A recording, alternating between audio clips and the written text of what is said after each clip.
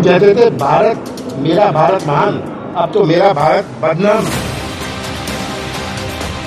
मध्य प्रदेश के पूर्व मुख्यमंत्री कमलनाथ भारत महान था और अब बदनाम है का बयान देकर क्या गलती कर बैठे हैं? लगता तो यही है, क्योंकि बीजेपी के तमाम नेताओं ने जिस तरह पलटवार किया है उससे प्रदेश की सियासत में उबाल आ गया है। दरअसल शुक्रवार को नाथ महाकौशल के दौरे पर थे। उन्होंने मैहर में मां शारदा के दर्शन किए, लेकिन जब कोरोना महामारी पर बोले तो प्रदेश के साथ देश के प्रति कुछ ऐसा कह गए जिससे बीजेपी को बैठे बिठाए कांग्रेस को घेरने का मौका मिल गया।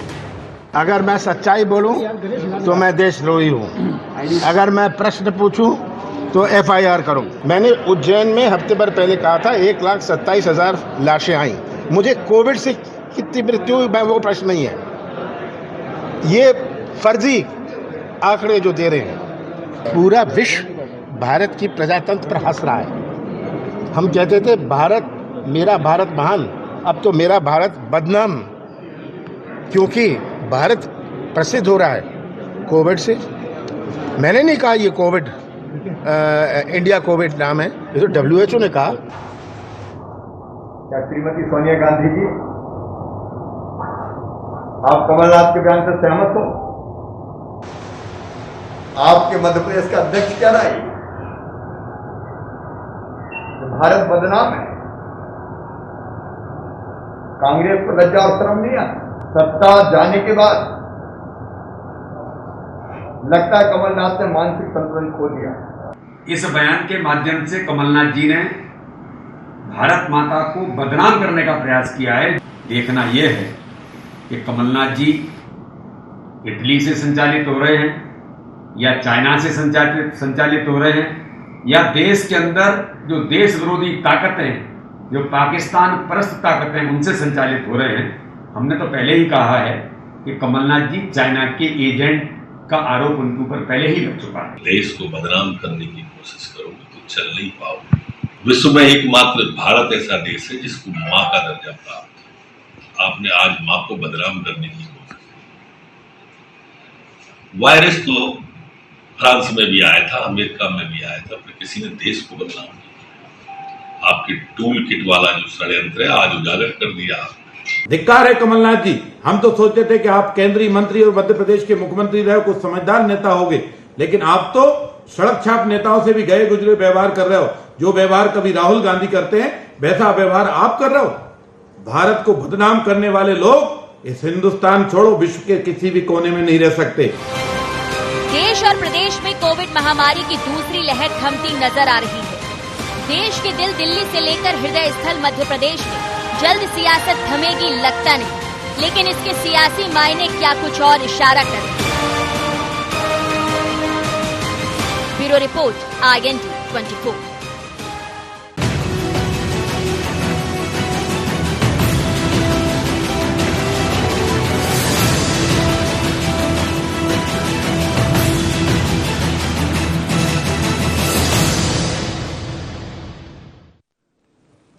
नमस्कार, IND एजेंडा भारत बचाओ में आपका स्वागत है। मैं हूं आपके साथ नवीन पुरोहित। चर्चा को विस्तार देंगे, उसके पहले IND एजेंडा के मुख्य बिंदुओं की तरफ एक निगाह डालते हैं। क्या कांग्रेस के लिए गले की फांस बन गया कमलनाथ का विवादित बयान?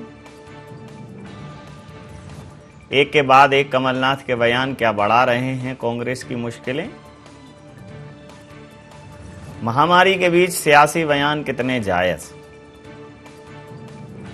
क्या नाथ के बयान से बीजेपी को मिला बड़ा मुद्दा? इन्हीं बिंदुओं के साथ आपका चर्चा में पुनः स्वागत है। कल मध्य प्रदेश कांग्रेस ने एक ट्वीट किया था कि कमलनाथ लाओ प्रदेश बचाओ। फिर आज वो ट्वीट हुआ कि भारतीय जनता पार्टी हटाओ और देश बचाओ, ये भारत बचाओ। कमलनाथ जी ने कहा है कि जब हम सच बोलते हैं, सवाल उठाते हैं तो हमें राष्ट्रद्रोही कहा जाता है। भारत की छवि खराब हुई है, भारत बदनाम हुआ है अंतर्राष्ट्रीय पटल पर, ऐसा कमलनाथ जी ने कहा है। और पूरी की पूरी भारतीय जनता पार्टी आक्रामक हो गई है। क्या प्रदेश अध्यक्ष, क्या प्रदेश के मुखिया, क्या गृह मंत्री, क्या अन्य नेता, सारे लोग कमलनाथ जी को कह रहे हैं कि ये अपनी राजनीतिक लिप्साओं के लिए देश के मुद्दों पर एक स्तरहीन राजनीति करने से चूक नहीं रहे हैं। कांग्रेस जिस प्रकार के बयान दे रही है, कभी वो इंडियन वेरिएंट बोलती है, कभी चाइना के फेवर में बयान दे देती है, कभी अंतर्राष्ट्रीय विषयों को इस प्रकार से परिलक्षित करती है कि जिसमें देश थोड़ा छोटा नज़र आता है, कभी वैक्सीन की बात करती है, लेकिन कांग्रेस कह रही है ये सब जायज़ सवाल हैं और इनको राष्ट्रद्रोह से न जोड़ा जाए। इस पूरे मामले में बीच में ही कमलनाथ जी पर एफआईआर भी दर्ज हो चुकी है। तो जिस प्रकार से कमलनाथ जी को चौतरफा घेर रही है भारतीय जनता पार्टी, एक चीज और देखने लायक है कि इस पूरे मामले में जैसे समवेत स्वर में भारतीय जनता पार्टी आक्रामक है, वैसे समवेत स्वर में भारतीय जनता पार्टी के समक्ष कांग्रेस नहीं है। कमलनाथ जी अकेले नजर आ रहे हैं, ना अजय सिंह राहुल भैया जी दिख रहे हैं, ना अरुण यादव जी दिख रहे हैं, बहुत सक्रिय रहने वाले दिग्विजय सिंह जी भी परिदृश्य में नहीं हैं, सुरेश पचौरी जी भी नहीं दिख रहे हैं। तो आखिर कांग्रेस समवेत स्वर में इस पूरे मुद्दे को उठाए तो ज़्यादा बेहतर होगा और भारतीय जनता पार्टी के समक्ष रखे कि आप जिस विषय को विषयांतर कर रहे हैं उसको राष्ट्रद्रोह और देश को बदनाम करने की बात बताकर लोगों को बरगला रहे हैं, वैसा नहीं है। ये कमलनाथ जी का कहना है। तो इसी मुद्दे पर करेंगे चर्चा। हमारे साथ चर्चा में शामिल हैं चेतन सिंह जी हैं, भारतीय जनता पार्टी के नेता हैं, अजीत सिंह भदौरिया जी हैं, प्रदेश प्रवक्ता हैं कांग्रेस के, और वरिष्ठ पत्रकार परम आदरणीय रंजन श्रीवास्तव साहब। एक बहुत समय बाद उनके दर्शन का लाभ प्राप्त हुआ है स्क्रीन पर। आप समस्त महानुभावों का बहुत बहुत धन्यवाद, बहुत बहुत आभार जुड़ने के लिए। तो सीधा सवाल, अजीत सिंह जी, भारत बदनाम हो रहा है ऐसा कह रहे हैं कमलनाथ जी, और भारतीय जनता पार्टी हटाओ भारत बचाओ। क्या वाकई में इतनी बड़ी त्रासदी हो गई है भारतीय जनता पार्टी इस देश के लिए? देखिए नवीन जी, सबसे पहले तो मैं ये बता देना चाहूंगा कि हमारे, आपके या कमलनाथ जी के या किसी और के, नरेंद्र मोदी जी या विदेश में जाके ये कह के आए भारत के प्रधानमंत्री के रूप में कि भारत में पहले लोग पैदा होने में शर्मिंदगी महसूस करते थे, तो इन सब बयानों से कभी भी भारत की आन बान शान कभी ना कम हुई है ना कभी होगी। लोग आएंगे चले जाएंगे, हजारों सालों से भारत रहा है और रहेगा, और जिस ऊंचाइयों के साथ रहा है, सिरमौर बन के रहा है विश्व का, तो विश्व का सिरमौर बन के रहेगा। ठीक है ना, यहाँ तक बात है। मैं सबसे पहले आपके जो आपने प्रस्तावना की उस पर दो चीजों पे घोर आपत्ति करता हूं और आपसे पूछूंगा, उसके बाद डिबेट आगे बढ़ाऊंगा कि भारत ने चाइना के, कांग्रेस पार्टी ने चाइना के पक्ष में कौन सा वो बयान दिया जिससे कांग्रेस पार्टी चाइना के पक्ष में खड़ी दिखी, पहली चीज। अरे वो चर्चा में राहुल जी ने, पहले मेरी बात, तत्काल ले लेता हूँ ना, तत्काल पहले मेरी बात, आप दोनों चीजों का जवाब दीजिए, आप दोनों चीजों का जवाब हम तो देंगे। और दूसरी चीज, कांग्रेस पार्टी ने कौन सा ऐसा बयान दिया जिसमें भारत देश छोटा नजर आया? आप दोनों का बात कर दीजिए, मैं आगे आपके साथ चर्चा करूंगा। अगर मैं संतोष मेरी होगा, बात तो यहीं पे क्विट करता हूं। क्या हो गया? मैं कतई नहीं, मैं क्विट कर जाऊंगा। नहीं, क्विट नहीं करिए। मैं आपने पूरी बात नहीं सुनी। आपने जो चार, आपको बोलिए, आपने पूरी बात नहीं सुनी। मैंने ये कहा है कि भारत बदनाम हो रहा है, ऐसा बकौल भारतीय जनता पार्टी, मैंने ऐसा कहा है, भारतीय जनता पार्टी ऐसा कह रही है। आपने कहा कि कांग्रेस पार्टी के कई बयान ऐसे होते हैं जिसमें वो चीन के साथ खड़ी हुई नजर आती है, आप दो बयान मेरे को बता दीजिए। मैं क्या कहा था आपसे, आगे एक चर्चा करने के लिए तैयार। देखिए, देखिए मैं आपको बता देता हूं, जब चाइना से, जब चाइना से देखिए, सुनिए सुन तो लीजिए, जब चाइना से बॉर्डर पे तनातनी चल रही थी, तब राहुल जी जाके चाइना के जो राजदूत थे उनसे मिलकर आए। ठीक है, उस पर भारतीय जनता पार्टी ने आपत्ति जताई थी। मैं फिर आपसे कह रहा हूं, राजनयिक लगातार मिलते मेरी बात तो सुनिए, मेरी बात सुनिए अजीत जी, अजीत जी मेरी बात सुनिए। अभी दिग्विजय, अभी जो मुख्यमंत्री शिवराज सिंह चौहान ने कहा, बीडी शर्मा जी ने कहा, नरोत्तम मिश्रा ने कहा और रामेश्वर शर्मा जी ने कहा, मैंने उसी हवाले से कहा है कि वो ये कह रहे हैं कि ये देश को बदनाम कर रहे हैं। आप इसको, मेरा आपसे बहुत विनम्रता से आग्रह है कि आप इसको दोबारा रिपीट सुनिएगा। हाँ, मैं दोबारा रिपीट सुन लूंगा। अगर सुनिए, मैं बकौल भारतीय जनता पार्टी, सुनिए मेरी बात तो सुनिए, FIR इस पे दर्ज कर दी है 188 में, 188, अरे मेरी बात सुनिए, 188 में दर्ज कर दी है FIR। भारतीय जनता पार्टी ने मान लिया है, ठान लिया है कि कमलनाथ जी देश के विरुद्ध बात कर रहे हैं, तभी तो FIR दर्ज की है। ये सारी बातें आप बकौल भारतीय जनता पार्टी मानिए। मैं इसको, जो जितने भी आरोप लगाए हैं, उन्होंने कहा है कि कमलनाथ जी बदनाम करने की साजिश कर रहे हैं, देश को छोटा दिखाने की साजिश कर रहे हैं। नरोत्तम मिश्रा जी कह रहे हैं कि पूरे विश्व में कोरोना है। निवेदन सुन लीजिए, मेरा निवेदन सुन लीजिए। मैं आपका बहुत सम्मान करता हूं, मैं भी बहुत सम्मान। अब अगर कम ऐसे लोग, मेरी बात तो सुनिए, ये जो 4 लोगों ने बोला है उस पर बोलिए। आप है, पहली मेरी बात सुन लीजिए। अब अपन चर्चा को आगे बढ़ाए। मेरा बहुत हाथ जोड़ के आपसे विनम्र आग्रह है, इसको आप जब कार्यक्रम खत्म हो जाए तो एक बार सुन लीजिए। जी। आपको अगर ऐसा लगे तो आप उसको रियलाइज करिएगा, नहीं तो नहीं, मैंने रियलाइज कर लिया ना। मैं अगर सुनिए, मैंने रियलाइज कर लिया। मैं क्या कह रहा हूं आपसे, हो गया रियलाइज। अगर मैंने उनको ये कहा है और उसमें मैं ये नहीं जोड़ पाया हूं कि वो बकौल भारतीय जनता पार्टी है, तो बकौल भारतीय जनता पार्टी कहा है। भारतीय जनता पार्टी के 4 लोगों की आपको बाइट सुनवाई है, अभी करेक्ट हो गया ऑन स्पॉट। अब बोलेंगे आगे। अब आप आगे चर्चा जी। जहां तक भारतीय जनता पार्टी के कमलनाथ जी के संदर्भ में दिए गए बयान की बात है, आदरणीय नवीन जी, भारतीय जनता पार्टी लगातार अपनी असफलताओं को छुपाती चली जा रही है। कमलनाथ जी उनको एक्सपोज करते जा रहे हैं।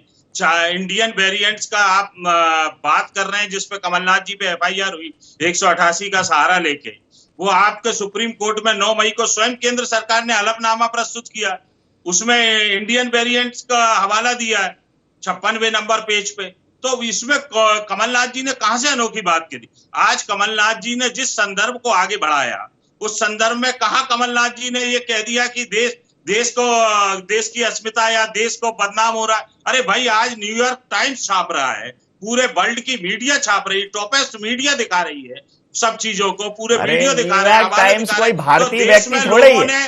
देश का आवागमन रोक रखा है नवीन जी। आज मैं निवेदन कर रहा हूं, देश का आवागमन रोक रखा है। तो अगर भारत की विपक्ष की पार्टी का नेता ये कहे कि देश की छवि खराब हो रही है विश्व स्तर पे, तो कहां से ये चीज, भारत बदनाम हो रहा है? तो क्या उसने कह दिया कि भारत बदनाम हो?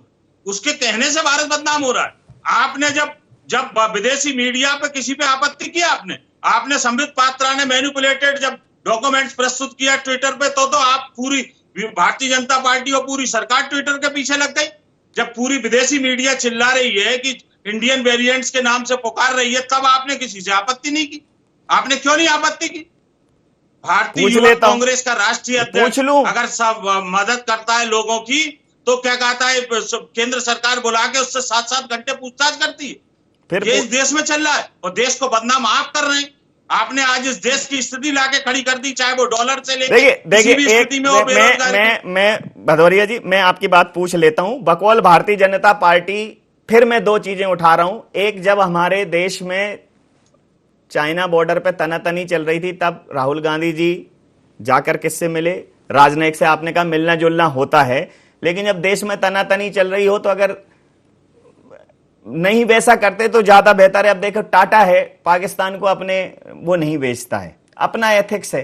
पाकिस्तान को टाटा एक कील नहीं बेचता है। जी, वैक्सीन भेज देते हैं देश में। वैक्सीन नहीं, ये इनका आउटलुक है। मैं अपने एथिक्स की बात कर। कैसे आउटलुक है? देश के प्रधानमंत्री हैं वो। अब जैसे राहुल गांधी जी जब मानसरोवर गए थे, राहुल गांधी जी जब मानसरोवर गए थे, तो उन्होंने जो रास्ता चुना था, वो चाइना ने जो बंद किया था, उन्होंने उसी रास्ते के लिए बातचीत की थी। तो ये कुछ ऐसे मुद्दे जिसको भारतीय जनता पार्टी ने ये कहा कि इनको क्या है, चाइनीज। भारतीय जनता पार्टी तो मैं भारतीय जनता पार्टी की बात, अपना सिर्फ एजेंडा है, पॉलिटिकल एजेंडा नहीं है। ये पूछ लेता हूं इनसे, अजीत सिंह भदौरिया जी कह रहे हैं, चेतन सिंह जी, कि कोई बदनाम करने वाली बात नहीं है, सीधे सवाल उठाए हैं, तो आप लोग उसे बदनामी का जामा पहना रहे हो।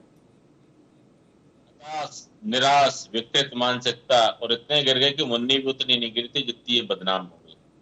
सच कहता हूँ, ऐसे मुख्यमंत्री को मेंटली अस्पताल में भर्ती करा देना चाहिए। कौन से मुख्यमंत्री को? और इस तरह की पूर्व मुख्यमंत्री और इस तरह की बातें हाँ, वो करने आज वाले शब्द संभाल के बोलिए, नहीं तो फिर पता चलेगा कुछ किसी का भी कुछ हो जाए। राजनीतिक दल का आपने इंडियन वेरिएंट्स कह दिया, आज आपने कह दिया मेरा भारत बदनाम, मेरा भारत महान था, मेरा भारत महान है, मेरा भारत महान रहेगा। दुनिया की कोई ताकत, सारे कांग्रेसी तुम भी मिल जाओ तो भी इस भारत के तिरंगे को झुका नहीं पाओगे, ध्यान रखना।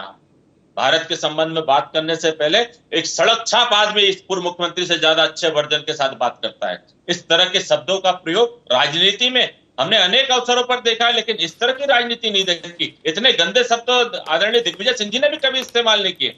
क्या कहेंगे? इनके बयान से आप सहमत हो? इमरती देवी को लेकर के किस तरह के शब्दों का प्रयोग किया, क्या कांग्रेस उससे सहमत है? मीनाक्षी नटराजन को जिस प्रकार के शब्दों के साथ आपने उद्बोधन दिया, क्या आपकी पार्टी उससे सहमत है? आप बता सकते हो? पेन ड्राइव को लेकर के जिस प्रकार के आपके शब्द हैं, मैं सच कहता हूं पता नहीं किस प्रकार की न्यायपालिका, किस प्रकार की कार्यपालिका है, और नहीं तो ऐसे पूर्व मुख्यमंत्री को सबसे सोनिया पहले गांधी जी को लेकर जिस तरीके से भारतीय जनता पार्टी बयान देती है, क्या आप सहमत हैं? इस कोरोना काल में भदौरिया जी, कई लोग तो शरीर से मरे, लेकिन कांग्रेस अपने जमीन से मर गई है, इतना गिर गई है जिसका कोई वर्णन नहीं कर सकते इतिहास में। औरों के दिल और ख्वाबों में डूबने की कोशिश क्यों करते? कभी अपने गिरेबान में भी झांक करके देखो कि आप बोलते क्या हो।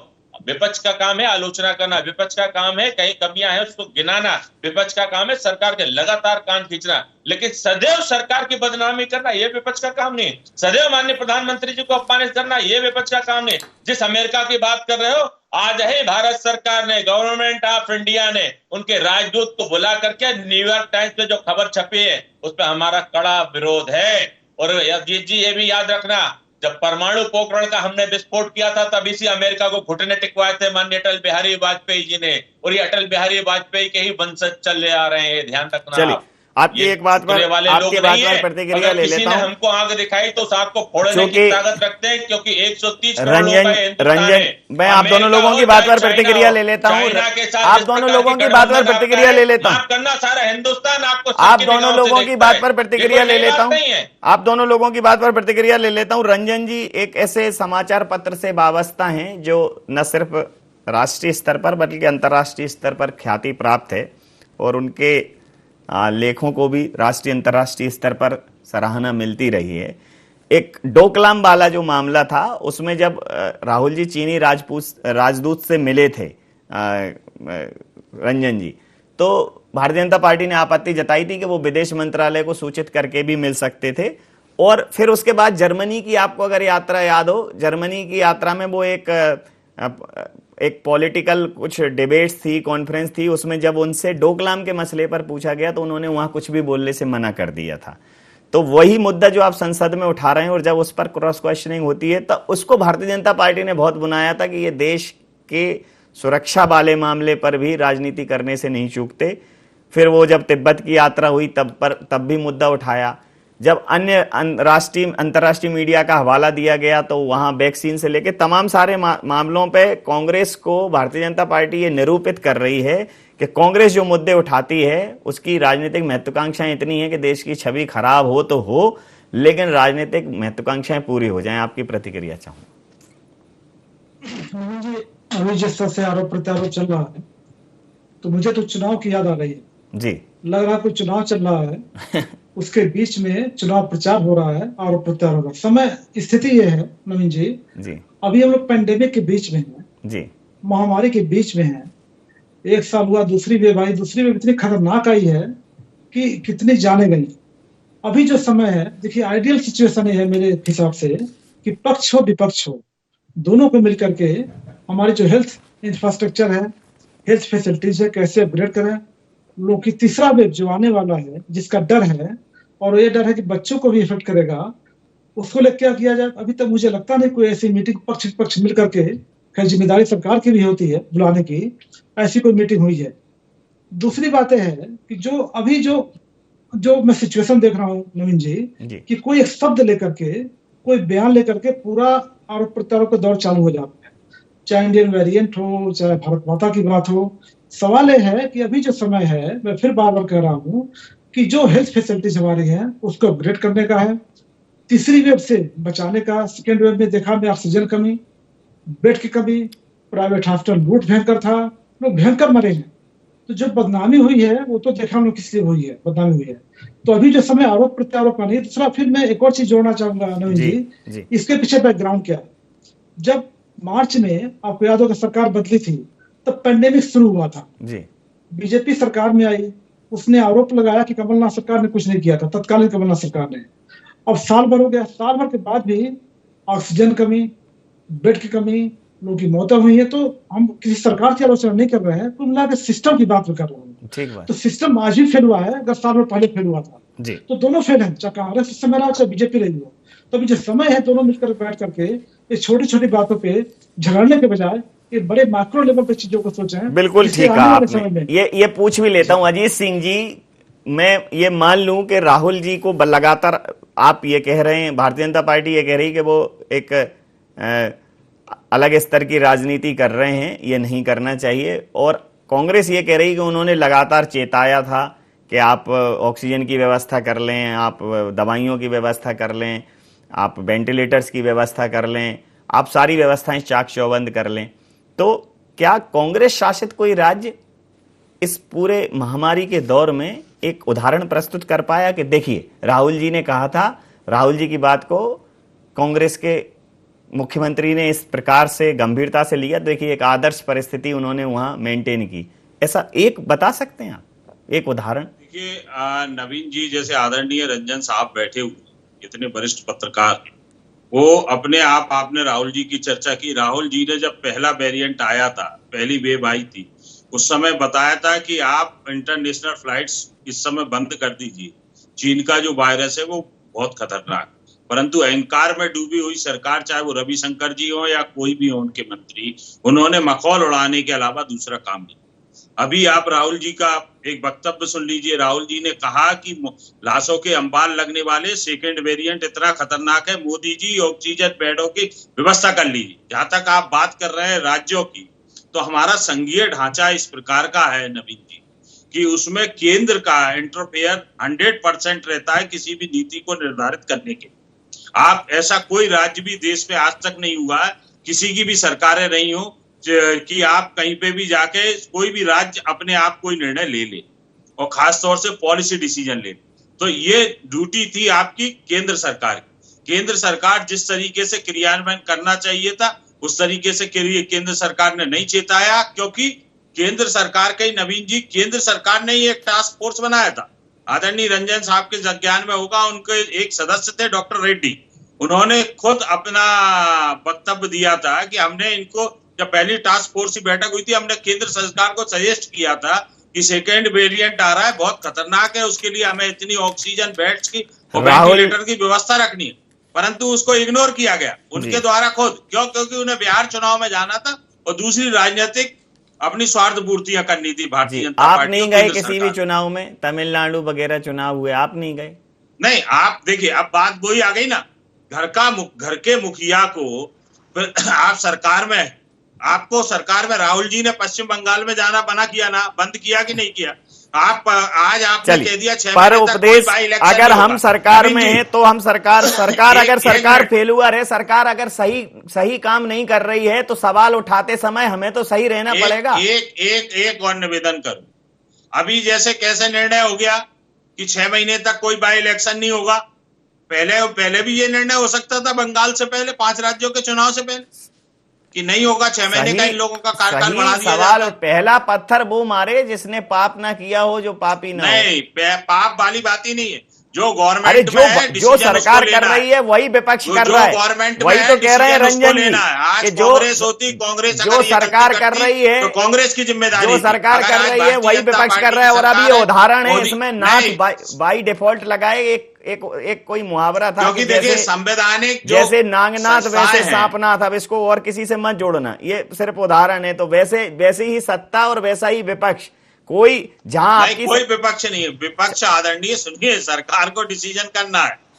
सरकार को करना है। तो जहां कांग्रेस की सरकारें थी वो ज्यादा बेहतर दिखा सकती थी। अरे भैया, संघीय ढांचा देखिए ना। चलिए, संघीय ढांचा समझेंगे, संघीय ढांचा रंजन जी से समझ लेते हैं। चुनाव की घोषणा चेतन सिंह जी, आपने सपोर्ट नहीं किया, केंद्र में आपकी सरकार ने सपोर्ट नहीं किया, इस वजह से स्थितियां बिगड़ी हैं। भारतीय जनता पार्टी की केंद्र की सरकार ने सपोर्ट नहीं किया। हाँ नवीन जी, अपन ज्यादा दूर नहीं जाते। इस मध्य प्रदेश में ही नगरीय निकाय के चुनाव जब टल गए तो कांग्रेस के बड़े नेताओं के, इवन कमलनाथ जी का भी ये बयान था कि भारतीय जनता पार्टी नगरीय निकाय के चुनाव बढ़ा रही है क्योंकि वो चुनाव की हार से डर गई है। ये इनका वर्जन था। यही हम पश्चिम बंगाल बाकी जगह अगर राष्ट्रपति शासन लगा देते तो भी इनका वर्जन यही होता। ये तो क्या बोले कि मीठा मीठा गप कड़वा कड़वा। तो रही बात केंद्र सरकार की, केंद्र सरकार ने सेकंड वेव से पहले सारे राज्यों को अलर्ट किया था कि सेकंड आप अपनी तैयारी करके रखिए। अगर केंद्र को ही सब कुछ करना है तो राज्यों को इस्तीफा दे देना चाहिए। और जो लोग बात कर रहे हैं आज भी बता दें। अजीत भाई देखो, मैंने आपको आपने जो बोला मैंने सुना ना। और जितनी भी वैक्सीन अभी तक कहीं किसी भी राज्य में गई है, वही राज्य बता दे कि उसने खरीदी है वैक्सीन। सब के सब केंद्र सरकार ने दी है वैक्सीन। केंद्र सरकार ने तब भी कहा था और आज भी कह रहे हैं कोई आवश्यकता है तो आप बताइए, लेकिन किस प्रकार का आपका तांडव है, किस प्रकार का आपका व्यवहार है, क्या इस पर निर्धारित होगा।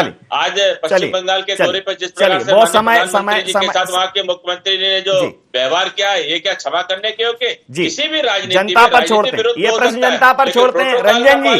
रंजन जी जो आपने कहा, हमने देखो काले धन पे छापे मार रहे हैं। जी वो काले मन पे भी छापे नहीं, काले धन 15 लाख थोड़ा सा लोगों को धैर्य रखना चाहिए। काले धन मन को बड़ा करके काले धन 15 लाख पर आपसे काले धन 15 लाख पर बाद में बात कर लेंगे। चेतन जी जरा बहुत समय के अंतिम चरण में रंजन जी आपसे प्रतिक्रिया चाहूंगा। आपने कहा कि इस समय पर राजनीति होनी चाहिए लेकिन स्तरहीनता वाली नहीं होनी चाहिए। वाकई में यह समय एक अच्छी राजनीति का है और एक उत्कृष्ट उदाहरण प्रस्तुत करने का है। एक उदाहरण किसी ने प्रस्तुत नहीं कर पाया कि अगर भारतीय जनता पार्टी चुनाव में गई, कांग्रेस बायकॉट कर देती है, हम हारते हैं तो हार जाएं, हमें हार स्वीकार है, लेकिन हम देश को महामारी की आग में नहीं झोंक सकते। एक सेंटेंस नहीं बोल पाए। कोई मजबूरी नहीं थी, एक सीट जाती चली जाती या एक राज्य जाता चला जाता, तो या फिर कोई ऐसा स्टेट जो अपने प्रबंधन से ये बता देता कि देखिए केंद्र ने जो सपोर्ट किया, लेकिन राज्य की अपनी एक क्षमताएं होती हैं। संघीय ढांचे में ऐसा नहीं कह सकते कि राज्य की क्षमताएं नहीं होती। तो मध्य प्रदेश देख लीजिए, तो छत्तीसगढ़ देख लीजिए, राजस्थान देख लीजिए, उत्तर प्रदेश देख लीजिए, त्राही त्राही सब जगह है। कोऑर्डिनेशन कहीं नजर नहीं आ रहा है। आरोप प्रत्यारोप के दौर हैं और जब किसी भी एक पैरामीटर पे आप दोनों को देखते हैं तो कहीं ये गलत है, कहीं वो गलत है। एक ही विषय पर अपने ऊपर तोहमत आती है तो उसको डिफेंसिव हो जाते हैं, दूसरे पर आती है तो अटैकिंग हो जाते हैं। ये स्थिति हो रही है। अंतिम प्रतिक्रिया के साथ चर्चा समाप्त करूंगा। जी नवीन जी, देखिए यहीं पे एमपी हाईकोर्ट ने एक रूलिंग दिया था, उसको तोड़ने के लिए चाहे पक्ष विपक्ष हो दोनों ने जान लगा दिया यहीं पे। तो आपने बिल्कुल सही कहा। एक लाइन बोलूंगा कि किसी भी चाहे पक्ष विपक्ष में हो, किसी ने जिम्मेदार पार्टी का निर्वहन नहीं किया पूरे उसमें, और जनता की जांच सबसे जरूरी है, वह सबसे पीछे है। जी बिल्कुल ठीक कहा आपने। बहुत मतलब ये गागर में सागर भर दी आपने। और आईएनडी एजेंडा में इतना ही। मैं समय सीमा की चलती है यहाँ चर्चा समाप्त करूंगा। आप समस्त महानुभावों का बहुत बहुत धन्यवाद, बहुत बहुत आभार।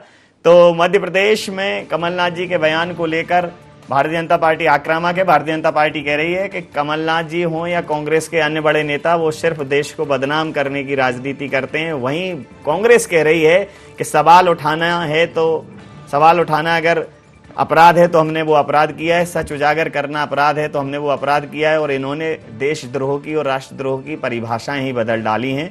तो राजनीति एक अलग मुकाम पर है और राजनीति में सिर्फ राजनीति है, अब जनता कहीं नहीं है। और महामारी के इस दौर में भी जनता एक अलग स्तर की राजनीति देख रही है। आईएनडी एजेंडा में इतना ही। आप बने रहिए IND24 के साथ और देखते रहिए IND24। नमस्कार।